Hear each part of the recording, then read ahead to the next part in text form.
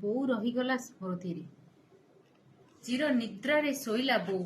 ରାତି ତ ପାହୁଛି ସକାଳ ହଉଛି, କାଉ ରାବତିଏ କାଉ କାଉ, ବୋଉ ଉଠୁନାହିଁ ଆଉ। 1981 ମସିହାରେ ବଡ଼ ଝିଅରୁ ବଡ଼ ବୋହୂ ସାଜି ଆମ ଘରକୁ ଆସିଥିଲା ବୋଉ ମୋର। ଶାଶୁ ଘରେ ଥିଲେ ଶାଶୁ ଶ୍ୱଶୁରଙ୍କ ସହ 6 ନଣନ୍ଦକୁ କୁନି ଦିଅର। କେବେ ବଡ଼ମାନଙ୍କର ଗାଳି, କେବେ ସାନମାନଙ୍କର ଅଳି ସହି ସହି ଯେ ଘରକୁ ପାରିଛି ତୋଳି, ତାକୁ କ'ଣ କହି ଦେବି ଆଜି ଶ୍ରଦ୍ଧାଞ୍ଜଳି, ଦେବି ଆଜି ଶ୍ରଦ୍ଧାଞ୍ଜଳି। 5 ପିଲାଙ୍କର ମା ଭାବେ ତୁହି, କେତେ ସ୍ନେହ ଶ୍ରଦ୍ଧା ଦେଇ ସୁଖେ ଦୁଃଖେ ପୁଣି ବଢ଼େଇଲୁ ତୁହି, କେତେ ଅଳି ଅରଦଳି ସହି। କହ ଆଜି ପୁଣି କେଉଁ ଭୁଲ ପାଇଁ ଚାଲିଗଲୁ ଆମକୁ ଏକା ଏକା କରିଦେଇ, ଏକା ଏକା କରିଦେଇ। ତୋ ଜୀବନୀ ପୃଷ୍ଠାରେ ଦେଖି ନାହିଁ କେବେ ଅଭିଯୋଗର ଶବ୍ଦଟି, କେମିତି ବର୍ଣ୍ଣିବି ଗୁଣକୁ ତୋହର ପାଉନାହିଁ କିଛି ପଦଟି।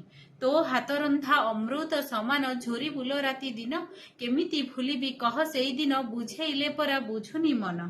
ତୋ ଠାରୁ ପୁଣି ଶିଖିଥିଲୁ ଆମେ କେତେ ଯେ ସଣ୍ଠଣା ସଂସ୍କାର, ସେହି ଶିକ୍ଷା ପାଇ ଶାଶୁ ଘରେ ମୁହିଁ ସୁଯୋଗ ପାଇଲି ଭଲ ବୋହୂଟିଏ ହବାର। ବାପା ଗଲା ପରେ ବୋଉଲ ତୁହି, ବାପ ମାଙ୍କର 2 ଭୂମିକା ନିଭାଇ ଚଳାଇଥିଲୁ ଏ ଘରକୁ ତୋହର ଘୋଡ଼ାଇ ପଣତ ଛାଇ। ଏ ଘରକୁ କରିଥିଲୁ ଆତ୍ମା ନିଜର, ଏ ଘର ଦେଖିଛି ତୋ ବୋହୂ ଭୂମିକାରୁ ଶାଶୁର ଚରିତ୍ର।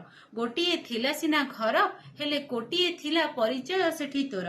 ଭୂମିକା ନିଭାଇଥିଲୁ ତୁ କେବେ ବୋହୂର, କେବେ ସ୍ତ୍ରୀର, କେବେ ମାର, କେବେ ପୁଣି ବଡ଼ ଯାର, କେବେ ବଡ଼ ଭାଉଜର, କେବେ ପୁଣି ସୌଭାଗ୍ୟ ଅର୍ଜିଲୁ ଭଲ ଶାଶୁଟିଏ ହବାର। ଶେଷରେ ଈଶ୍ୱରଙ୍କ କୃପା ବଳେ ଏହି ଘରେ ପୁଣି ଜେଜେ ମା ତୁଇ ହେଲୁ। ନାତିକୁ କୋଳରେ ଧରି ସତେ ସରଗର ସୁଖ ପାଇଲୁ। ନାତି ସହ ବୋଉ ଥିଲା ବୋଧେ ତୋର ଅଳପ ଦିନିଆ ଭାବ, କିଏ ତାକୁ ଆଉ ଏତେ ସ୍ନେହ ଶ୍ରଦ୍ଧା ଦବ। କୁନି ନାତି ତୋର କଥା କହି ନାହିଁ ମନେ ମନେ ଯାହା ଝୁରିବ, ତା ଜୀବନରେ ତୋ ଜାଗା ଆଉ କିଏ ସେ ପୂରଣ କରିବ। ତୋ ବିନା ବୋଉ ଏ ଘର ଅନ୍ଧାର, ଦେବି ନାହିଁ ସତେ ଖାଲି ପଡ଼ିଛି ମନ୍ଦିର। ତୋ ବିନା କେମିତି ଚାଲିବ ସଂସାର, ଭାବି ଭାବି ଲୁହ ଶୁଖୁନି ଆଖିର।